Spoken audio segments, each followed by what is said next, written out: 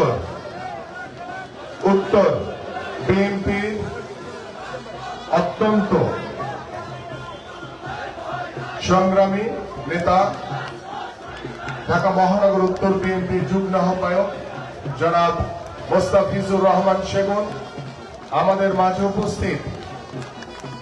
আমাদের আরেকজন যুগ্ম আহ্বায়ক, যিনি সাবেক যুবদলের সভাপতি ছিলেন, ছাত্র দলের সভাপতির দায়িত্ব পালন করেছেন এবং ঢাকা 18 থেকে উপনির্বাচনে যিনি বিএনপির মনোনীত প্রার্থী ছিলেন, আমার অত্যন্ত প্রিয় জনাব এস এম জাহাঙ্গীর আমাদের মাঝে উপস্থিত। আমাদের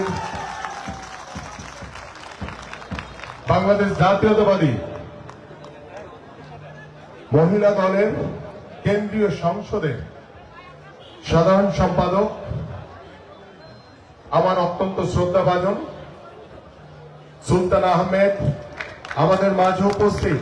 আমাদের ঢাকা মহানগর উত্তর বিএনপি অত্যন্ত পরিশ্রমী যুগ্ম আহ্বায়ক জনাব APM রাজ্জাক আমাদের মাঝে উপস্থিত। ঢাকা মহানগর উত্তর বিএনপি অন্যতম যুগ্ম আহ্বায়ক আরেকজন, সকলেই পরিশ্রমী, অত্যন্ত পরিশ্রমী নেতা জনাব আক্তার হোসেন আমাদের মাঝে উপস্থিত। আমাদের ঢাকা মহানগর উত্তর বিএনপির অন্যতম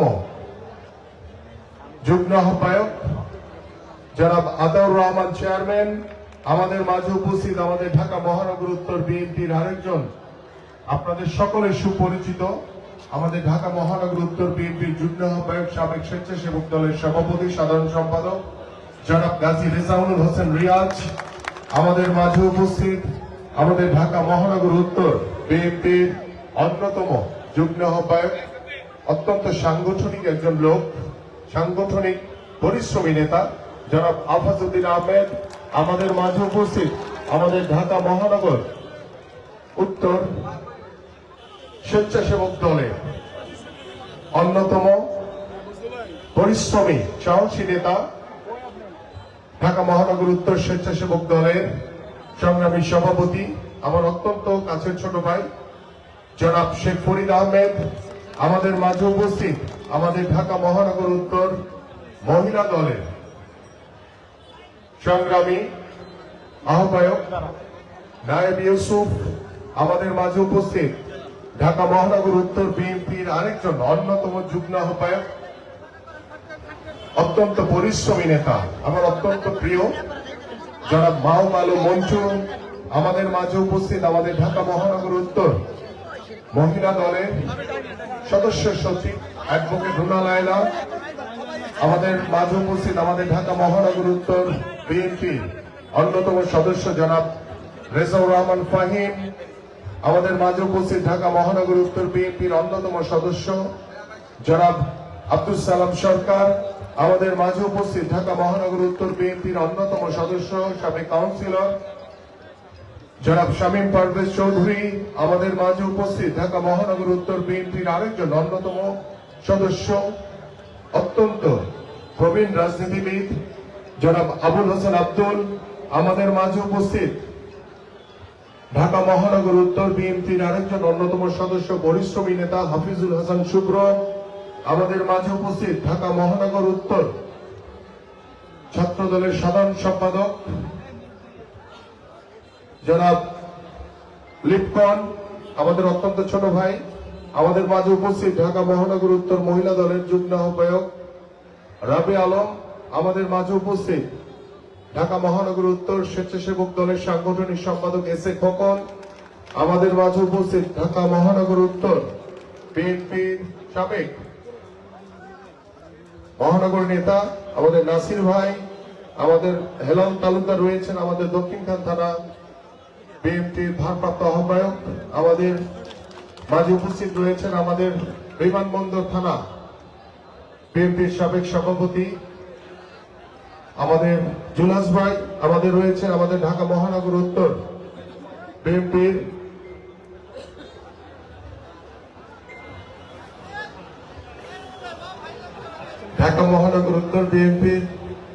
অন্যতম সদস্য জনাব হান্নানুর রহমান ভূঁইয়া, আমাদের মাঝে উপস্থিত ঢাকা মহানগর উত্তর বিএনপি অন্যতম সদস্য জনাব নুরুল হুদা ভূঁইয়া নুরু, আমাদের মাঝে উপস্থিত ঢাকা মহানগর উত্তর বিএনপির অন্যতম সদস্য জনাব মনিরুল আলম রাহিমি, আমাদের মাঝে উপস্থিত ঢাকা মহানগর উত্তর বিএনপির আরেকজন সদস্য জনাব মাহবুবুর রহমান, আমাদের মাঝে উপস্থিত আমাদের আরেকজন মহিলা নেত্রী, অত্যন্ত সাহসী পরিশ্রমী নেত্রী তাসলিমা চৌধুরী রিতা, আমাদের মাঝে উপস্থিত আমার মতো আরেকজন ফুটবলার ঢাকা মহানগর উত্তর বিএনপির সদস্য জাহিদ পারভেজ চৌধুরী, আমাদের মাঝে উপস্থিত ঢাকা মহানগর উত্তর বিএনপির আরেকজন অত্যন্ত পরিশ্রমী নেতা সাবেক ছাত্র নেতা জনাব ইব্রাহিম খলিল, আমাদের মাঝে উপস্থিত ঢাকা মহানগর আমাদের মাঝে উপস্থিত দক্ষিণ থানা বিএনপির সাবেক সভাপতি আমাদের সকলের শ্রদ্ধাভাজন জনাব শাহাবুদ্দিন, আমাদের মাঝে উপস্থিত ঢাকা মহানগর উত্তর বিএনপির আরেকজন অন্যতম সদস্য জনাব শফিকুল ইসলাম শাহীন, আমাদের মাঝে উপস্থিত ঢাকা মহানগর উত্তর বিএনপির আরেকজন অন্যতম সদস্য জনাব ফারুক হোসেন ভূঁইয়া ফারুক, আমাদের মাঝে উপস্থিত আমাদের সাবেক সদস্য হাসানুল্লাহ হাবিব চৌধুরী, আমাদের মাঝে উপস্থিত আরেকজন হাফিজুর রহমান সাকির সাবেক সদস্য, আমাদের মাঝে উপস্থিত আমাদের সাবেক সদস্য মোহাম্মদ হানিফ, আমাদের মৎস্যজীবী দলের আমির হোসেন, আমাদের আহ্বায়ক মৎস্যজীবী দলের বসেন, আমাদের যুব নেতা আমি এদিকে বইলে আমার বলতেছি, আমাদের যুব নেতা শিমুল এখানে রয়েছেন, আমাদের হান্নান রয়েছেন তাঁতি দলের, আমাদের মাঝে উপস্থিত আমাদের ঢাকা মহানগর উত্তর শ্রমিক দলের অত্যন্ত পরিশ্রমী সাহসী নেতা, যিনি ইতিমধ্যে তার কর্মদক্ষতার মাধ্যমে তার সাংগঠনিক দক্ষতাকে তিনি প্রতিষ্ঠিত করেছেন, আমাদের অত্যন্ত প্রিয় সদস্য সচিব জনাব কামরুজ্জামান, আমাদের মাঝে উপস্থিত আমাদের যিনি কিছুদিন আগে উমরা হজ পালন করে এসছেন, আল্লাহর ঘর থেকে এসছেন, আমাদের 48 নম্বর ওয়ার্ড থেকে যিনি এই স্বৈরাচার আমলে অনেক বাধা বিপত্তি পেরিয়ে কাউন্সিলর হয়েছিলেন, আমাদের ঢাকা মহানগর উত্তর বিএনপির অন্যতম সদস্য জনাব আলী আকবর আলী, আমাদের মাঝে উপস্থিত আমাদের ঢাকা মহানগর উত্তর বিএনপি আরেকজন অন্যতম সদস্য জনাব মোতালেব হোসেন রতন, আমাদের মাঝে উপস্থিত আমাদের ঢাকা মহানগর উত্তর জাসাসের সংগ্রামী আহ্বায়ক জনাব শরীফুল আলম স্বপন, আমাদের মাঝে উপস্থিত ঢাকা মহানগর উত্তর বিএনপির আরেকজন সদস্য, তিনি আগে দাঁড়ায় গেছেন নাম বলার আগে, রফিকুল ইসলাম খান, আমাদের মাঝে উপস্থিত আমাদের ঢাকা মহানগর উত্তর তাঁতি দলের সভাপতি শামসুন্নাহার বেগম, এবং আমাদের মাঝে উপস্থিত আমাদের ঢাকা মহানগর উত্তর বিএনপির সাবেক সদস্য আলাউদ্দিন সরকার টিপু, এবং আমাদের মাঝে উপস্থিত আমাদের আজকে যে সঞ্চালনের দায়িত্ব রয়েছে আমাদের ঢাকা বিমানবন্দর থানা বিএনপির যুগ্ম আহ্বায়ক জনাব দেলোয়ার সহ এখানে আমাদের বিভিন্ন নেতৃবৃন্দ এখানে বসে আছেন। আমি যদি একজনের নাম বলা শুরু করি তাহলে সবার নাম বলতে হবে, এই জন্য আর নাম বলছি না, কারণ নাম বলতে গেলে অনেক সময় লাগে, এমনি একটু দেরি হয়ে গেছে। আজকে সারা বাংলাদেশ ব্যাপী যিনি বাংলাদেশের রাষ্ট্র কাঠামো মেরামতের 31 দফা নিয়ে বিভাগীয় পর্যায়ে জেলা পর্যায়ে আমাদের থানা পর্যায়গুলোতে যিনি নিরলসভাবে আমাদের সাথে পরিশ্রম করে চলেছেন, যিনি এই 31 দফা সম্পর্কে আপনাদের সামনে আজকে বিস্তারিতভাবে ব্যাখ্যা করবেন এবং কেন এই 31 দফা, কেন রাষ্ট্র মেরামতের জন্য 31 দফার প্রয়োজন, সেই বিষয়গুলো নিয়ে সার্বিকভাবে আলোচনা করবেন আমার অত্যন্ত প্রিয় ভাই, আমাদের বিএনপির ভারপ্রাপ্ত চেয়ারম্যান জনাব তারেক রহমানের উপদেষ্টা মণ্ডলীর অন্যতম সদস্য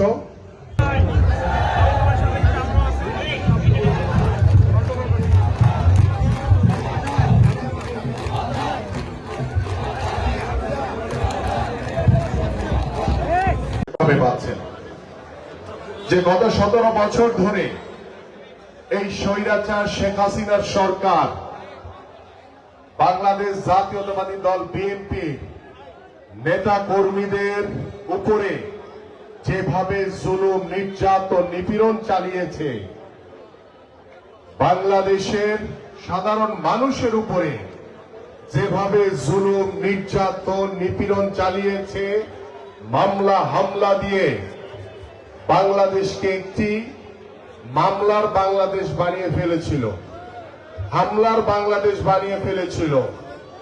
আপনারা দেখেছেন যে গত 17 বছর ধরে হিন্দু সম্প্রদায়ের ভাই বোনদের উপরে বিভিন্ন মন্দিরে গিয়ে তারা, এই আওয়ামী লীগ সন্ত্রাসীরা, ষড়যন্ত্রকারীরা, তারা বিভিন্নভাবে ওই মন্দিরগুলোর উপরে হামলা চালিয়েছে, আগুন জ্বালিয়েছে, বিভিন্ন সন্ত্রাসী কার্যক্রমের মাধ্যমে তারা বাংলাদেশের ভিতরে একটি অস্থিতিশীল অবস্থায় তৈরি করেছিল। সেই অস্থিতিশীল অবস্থা তৈরি করার পরে কোনোভাবেই তারা প্রমাণ করতে পারছিল না যে এটা বিএনপি করেছে, কিন্তু তারা দোষটা কিন্তু বিএনপির উপরে চাপিয়ে দিয়েছে বারংবার। কিন্তু এদেশের সাধারণ মানুষ এবং বাংলাদেশ জাতীয়তাবাদী দলের প্রত্যেকটি নেতাকর্মী, বিএনপির ভারপ্রাপ্ত চেয়ারম্যান জনাব তারেক রহমানের নেতৃত্বে ঐক্যবদ্ধ, সুসংগঠিত এবং উজ্জীবিত, যার কারণে এই হিন্দু সম্প্রদায়ের ভাই বোনদের উপরে যে হামলা মামলা হয়েছে এবং দিন শেষে তারা বিএনপির উপরে দোষ চাপিয়ে দিয়েছিল। কিন্তু 5ই আগস্টের পরে প্রমাণিত হয়েছে যে বিএনপি এই কর্মকাণ্ডের সাথে জড়িত ছিল না। এই কর্মকাণ্ডের সাথে শেখ হাসিনার স্বৈরাচার সরকার জড়িত ছিল। আমি শুরুতেই বলেছি যে বিএনপি একটি মানবিক দল। সেই মানবিকতা কি? আমরা শহীদ রাষ্ট্রপতি জিয়াউর রহমান যখন মহান স্বাধীনতা যুদ্ধের ঘোষণার মাধ্যমে বাংলাদেশকে দীর্ঘ 9 মাস নিজে রণাঙ্গনে যুদ্ধ করেছেন, সেক্টর কমান্ডার ছিলেন, যুদ্ধ করে বাংলাদেশকে স্বাধীন করেছিলেন। সেই স্বাধীন বাংলাদেশে বিদেশ থেকে এসে একজন হাজির হয়ে গেল। হাজির হয়ে সে বাংলাদেশের রাষ্ট্র পরিচালনার দায়িত্ব নিয়ে তার যে আসল রূপ, তার যে আসল চেহারা, সেটা দেখায় দিল কিভাবে? বাকশাল কায়েম করে।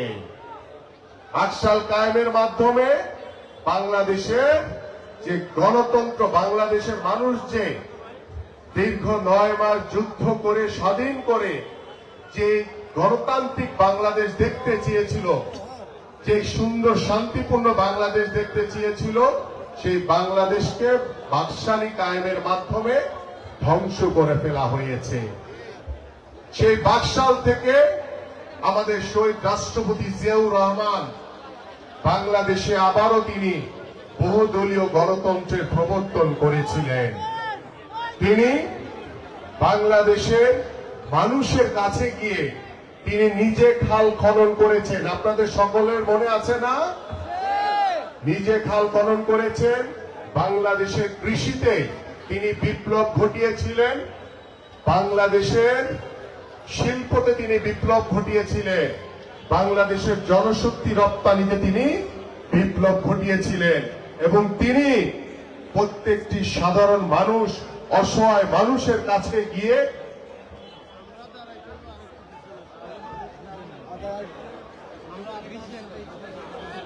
এগুলো রাখেন পরে। বাংলাদেশের মানুষের ঘরে ঘরে গিয়ে তিনি মানুষের কথা শুনেছেন। আপনারা দেখেছেন না যে অসহায় গরিব মানুষের পাশে বসে, তার বাসায় নিচে মাটিতে বসে শহীদ রাষ্ট্রপতি জিয়াউর রহমান মাটির থালায় ভাত খেয়েছিলেন। আপনাদের মনে আছে না? দেখছেন না আপনারা সবাই? উনি হচ্ছেন বাংলাদেশের সর্বপ্রথম মানবিক একজন নেতা, যার কথা বাংলাদেশের মানুষ এখনো বাংলাদেশের ইতিহাসের স্বর্ণাক্ষরে সারা জীবন লেখা থাকবে ইনশাআল্লাহ। আজকে আমরা সেই মানবিক নেতার আদর্শকে ধারণ করে বাংলাদেশ জাতীয়তাবাদী দলের প্রত্যেকটি নেতা কর্মী আমরা বিএনপির চেয়ারপারসন, বাংলাদেশের তিনবারের সাবেক সফল প্রধানমন্ত্রী দেশনেত্রী বেগম খালেদা জিয়াকে আমরা দেখেছি তিনি দীর্ঘ 9 বছর স্বৈরাচার এরশাদের বিরুদ্ধে আন্দোলন করেছেন, সংগ্রাম করেছেন। তাকেও আমরা দেখেছি সেই অসহায় গরিব মানুষের পাশে বসে, নেতা কর্মীদের পাশে বসে সেই মাটির থালায় ভাত খেতে। আপনারা দেখেছেন সেই ছবিটি এখনো প্রায় ভেসে ওঠে আমাদের অনেকের ফেসবুকে, বিভিন্ন জায়গায়। তিনি হচ্ছেন আমাদের মানবিক নেতার একজন আইডল। তিনি হচ্ছেন আমাদের মাতৃ সমতুল্য মা দেশনেত্রী বেগম খালেদা জিয়া। তিনি বাংলাদেশে স্বৈরাচার এরশাদের বিরুদ্ধে লড়াই সংগ্রাম করে বাংলাদেশে আবারও গণতন্ত্র পরিপূর্ণভাবে প্রতিষ্ঠা করেছিলেন। বাংলাদেশে আবারও গণতন্ত্র প্রতিষ্ঠার মাধ্যমে বাংলাদেশের জনগণের সরকার প্রতিষ্ঠা হয়েছিল। তারই সুযোগ্য উত্তরসূরি বিএনপির ভারপ্রাপ্ত চেয়ারম্যান জনাব তারেক রহমান। তিনি আরেকজন মানবিক নেতা। তিনি গত 17 বছর ধরে বাংলাদেশের মানুষকে সাথে নিয়ে গণতন্ত্র পুনরুদ্ধারের জন্য, বাংলাদেশের মানুষের ভোটের অধিকার নিশ্চিত করার জন্য, বাংলাদেশের মানুষের মৌলিক চাহিদাগুলো পূরণ করার জন্য, বাংলাদেশে যখনই কোনো দুর্যোগ মুহূর্ত তৈরি হয়েছে, দুর্যোগ মুহূর্ত উপস্থিত হয়েছে, তিনি তখন তাৎক্ষণিকভাবে বাংলাদেশ জাতীয়তাবাদী দলের প্রত্যেকটি নেতা কর্মীর কাছে নির্দেশনা দিয়েছেন। সেটা করোনাকালীন সময়ের কথা আপনাদের মনে আছে না? আমরা তখন দেখেছি এই স্বৈরাচার শেখ হাসিনার সরকার, তারা ঘরে বসে, এসি রুমে বসে অসহায় মানুষের মৃত্যু দেখেছে, কিন্তু তারা কেউ মাঠে যায়নি। কোন লাশকে দাফন করার জন্য তাদের কোন লোকজন বা সরকারি কর্মকর্তাও কিন্তু সেখানে যায়নি। কারণ তারা তো জনগণের ভোটে নির্বাচিত ছিল না, জনগণের কাছে তাদের কোনো জবাবদিহিতা ছিল না। কিন্তু আমাদের যে মানবিক নেতা বিএনপির ভারপ্রাপ্ত চেয়ারম্যান জনাব তারেক রহমান আমাদের সকলকে নির্দেশনা দিয়েছিলেন আমরা যাতে সেই অসহায় মানুষগুলোর পাশে দাঁড়িয়ে, যারা লাশ দাফন করতে পারছে না, আমরা যাতে গিয়ে সেই সময় লাশগুলো দাফন করার ব্যবস্থা করেছিলাম। আমাদের বাংলাদেশের বিভিন্ন অঞ্চলের প্রত্যেকটি নেতা কর্মীরা সেই অসহায় মানুষগুলোর পাশে গিয়ে চিকিৎসা সেবা দিয়েছে, চেষ্টা করেছে সেই দুর্যোগ মুহূর্তটা এদেশের মানুষের পাশে থেকে আমরা যাতে মানুষগুলোকে সহযোগিতা করতে পারি। আপনারা বন্যার সময় দেখেছেন, বন্যার্তদের সাহায্যের জন্য আমাদের নেতা কর্মীরা গলা পরিমাণ পানির নিচে নেমে গেছে। কিন্তু আমরা কি দেখেছি? স্বৈরাচার শেখ হাসিনার অবৈধ মন্ত্রী এমপিরা ঘরে বসে, এসির রুমে বসে শুধু টিভি দেখেছে, অন্য কিছু কিন্তু কোনোদিন করে নাই। আপনারা দেখছেন? কেউ জোরে বলেন, দেখছেন? করে নাই, আমিও দেখি নাই। আমাদের সেই মানবিক নেতা বিএনপির ভারপ্রাপ্ত চেয়ারম্যান জনাব তারেক রহমান সব সময় আমাদের কাছে নির্দেশনা দেন, আমাদেরকে সব সময় বলেন আমরা যাতে এই সাধারণ মানুষগুলোর কাছে যাই, তাদের সাথে আলোচনা করে আমরা কিভাবে এই সাধারণ মানুষগুলোর পাশে থাকব, সেই কার্যক্রমগুলি নিয়ে যাতে আমরা ব্যস্ত থাকি। কারণ বিএনপি বিশ্বাস করে বাংলাদেশের সকল ক্ষমতার উৎস হচ্ছে এদেশের জনগণ, এবং এই জনগণকে নিয়েই আমরা আগামীর স্বপ্নের বাংলাদেশ গড়ব, একটি সমৃদ্ধশালী বাংলাদেশ গড়ব। সেই বাংলাদেশ গড়ার লক্ষ্য নিয়ে আমাদের এই মাননীয় ভারপ্রাপ্ত চেয়ারম্যান জনাব তারেক রহমান কর্তৃক বাংলাদেশের রাষ্ট্র কাঠামো মেরামতের জন্য 31 দফার যে রূপরেখা দেওয়া হয়েছে, সেই রূপরেখা হচ্ছে আমাদের এই রাষ্ট্র মেরামতের 31 দফার রূপরেখা। সেই রূপরেখার বাস্তবায়নের জন্য বিএনপির ভারপ্রাপ্ত চেয়ারম্যান জনাব তারেক রহমানের নির্দেশনায় সারা বাংলাদেশ ব্যাপী আমাদের সকল নেতৃবৃন্দ, নেতা কর্মীরা সাধারণ মানুষের কাছে 31 দফা পৌঁছে দেওয়ার চেষ্টা চলছে, কাজ করছে এবং পৌঁছে দিচ্ছে। কেন এই 31 দফা? আমরা দেখেছি গত 17 বছর এই স্বৈরাচার শেখ হাসিনা সরকার বাংলাদেশের রাষ্ট্র কাঠামোকে ব্যবহার করে রাষ্ট্রীয় প্রতিষ্ঠানগুলোকে ধ্বংস করে দিয়েছে।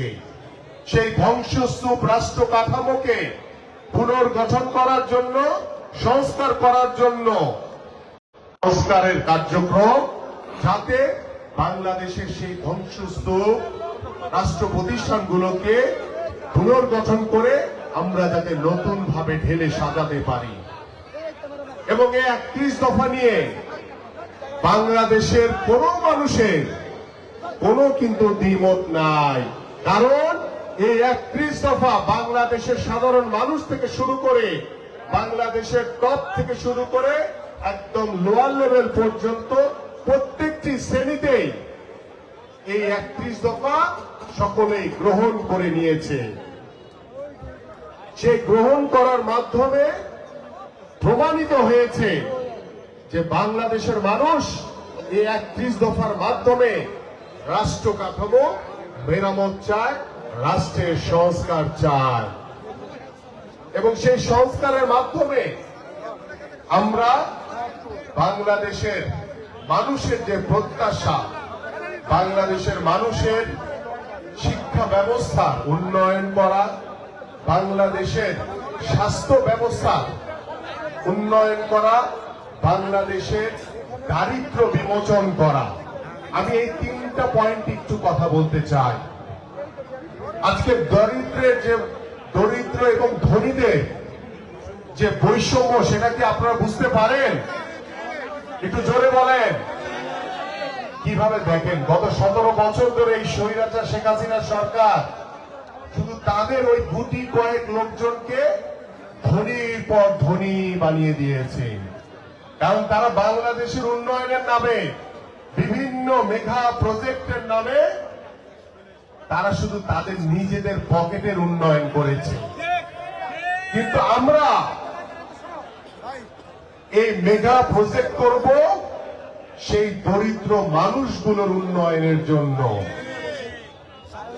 আমরা সেই মেগা প্রজেক্ট করব আমাদের সেই অসহায় মানুষগুলোর জন্য, যাতে ধনী এবং গরিবের ভারসাম্য আমরা রক্ষা করতে পারি।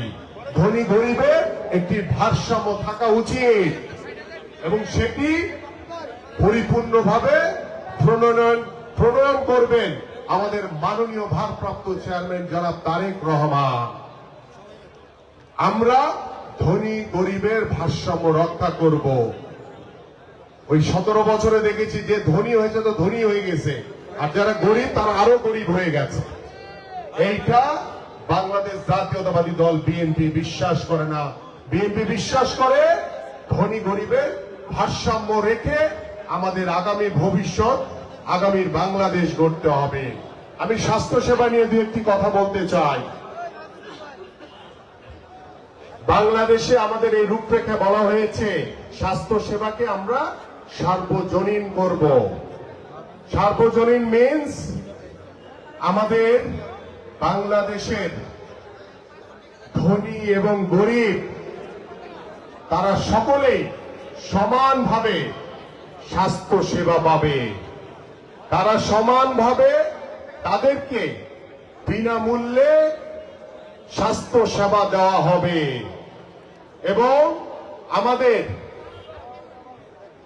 ধনী এবং গরিব প্রত্যেকটি সাধারণ মানুষের জন্য স্বাস্থ্যের ইন্স্যুরেন্স করা হবে, স্বাস্থ্য সেবার ইন্স্যুরেন্স করা হবে এবং বাংলাদেশে এই স্বাস্থ্য সেবা সকলেই সমানভাবে যাতে পেতে পারে এই জন্য সেই সুব্যবস্থা করা হবে। এবং বাংলাদেশে আমরা বিশ্বাস করি অনেকেই বিভিন্ন জেলায় হঠাৎ করে অসুস্থ হয়ে গেলে ঢাকায় নিয়ে আসতে হয়।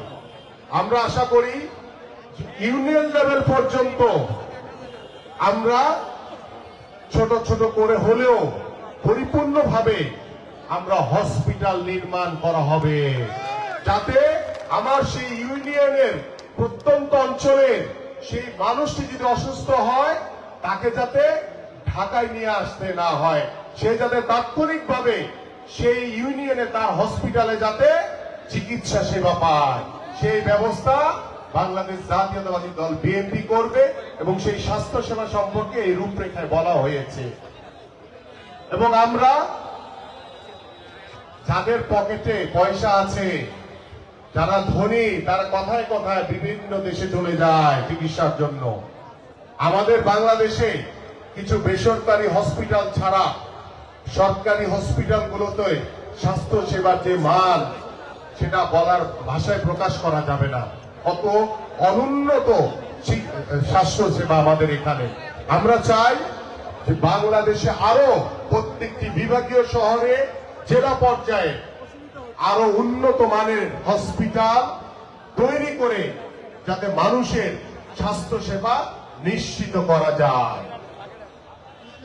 আমি ছোট্ট করে আরেকটি কথা বলতে চাই, শিক্ষা ব্যবস্থা। শিক্ষা ব্যবস্থা নিয়ে আমাদের যারা বাবা মারা রয়েছেন, আপনাদের সন্তানদের জন্য আপনারা প্রতিদিনই এই সমস্যাটি ফেস করছেন। আমাদের শিক্ষা ব্যবস্থাকে আরো সহজ করতে হবে। আমাদের শিক্ষা ব্যবস্থাকে একদম তৃণমূল পর্যন্ত পৌঁছে দিতে হবে। আমাদের প্রিয় নেত্রী দেশনেত্রী বেগম খালেদা জিয়া আমাদের নারীদের জন্য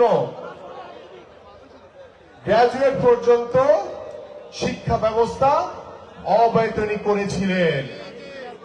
আমরা সেই কার্যক্রম আবার শুরু করব।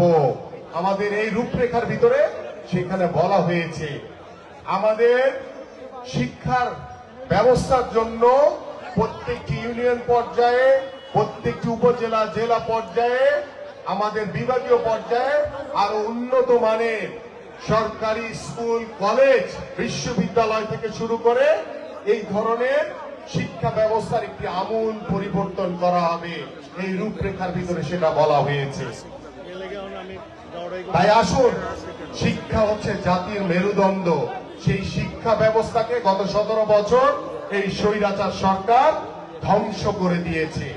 আমরা সেই শিক্ষা ব্যবস্থা, স্বাস্থ্য সেবা এবং দারিদ্র বিমোচনের মাধ্যমে আমাদের যে আরো 31 দফার যে কার্যক্রম রয়েছে সেগুলো পরিপূর্ণভাবে তখনই করতে পারবো যখন বাংলাদেশে একটি অবাধ সুষ্ঠু নির্বাচনের মাধ্যমে জনগণের সরকার প্রতিষ্ঠা হবে। সেই জনগণের সরকারকে সাথে নিয়ে, এদেশের জনগণকে সাথে নিয়ে রাষ্ট্র মেরামতের 31 দফার পরিপূর্ণভাবে সংস্কারের মাধ্যমে আমরা বাংলাদেশের রাষ্ট্রীয় প্রতিষ্ঠান, এদেশের সাধারণ মানুষের কল্যাণের জন্য, এদেশের সাধারণ মানুষের উন্নয়নের জন্য আমরা আমাদের প্রত্যেকটি কাজ করে যাব। এটাই হচ্ছে আমাদের বিএনপির ভারপ্রাপ্ত চেয়ারম্যান জনাব তারেক রহমানের নির্দেশনা। আমাদের কাছে এটাই হচ্ছে সবচেয়ে বড় প্রাপ্তি যে আমরা বাংলাদেশ জাতীয়তাবাদী দল বিএনপির একজন কর্মী হিসেবে আমরা গর্বিত যে আমরা এমন একটি দল করি যে দলের শহীদ রাষ্ট্রপতি জিয়াউর রহমান তিনি একজন মানবিক নেতা ছিলেন। আমাদের প্রিয় নেত্রী দেশনেত্রী বেগম খালেদা জিয়া তিনি একজন মানবিক নেতা। আমাদের বিএনপির ভারপ্রাপ্ত চেয়ারম্যান জনাব তারেক রহমান তিনি একজন মানবিক নেতা এবং বাংলাদেশে এই মানবিক নেতার মাধ্যমে বাংলাদেশের জনগণের মানবিক যে বিষয়গুলো রয়েছে সেই কার্যক্রমের ভিতরে, সেই কার্যক্রমের মাধ্যমে আমরা একটি ভবিষ্যতে একটি সমাজ, একটি সুন্দর বাংলাদেশ গড়তে পারবো। এই প্রত্যাশা ব্যক্ত করে আমি আমার বক্তব্য এখানে শেষ করছি।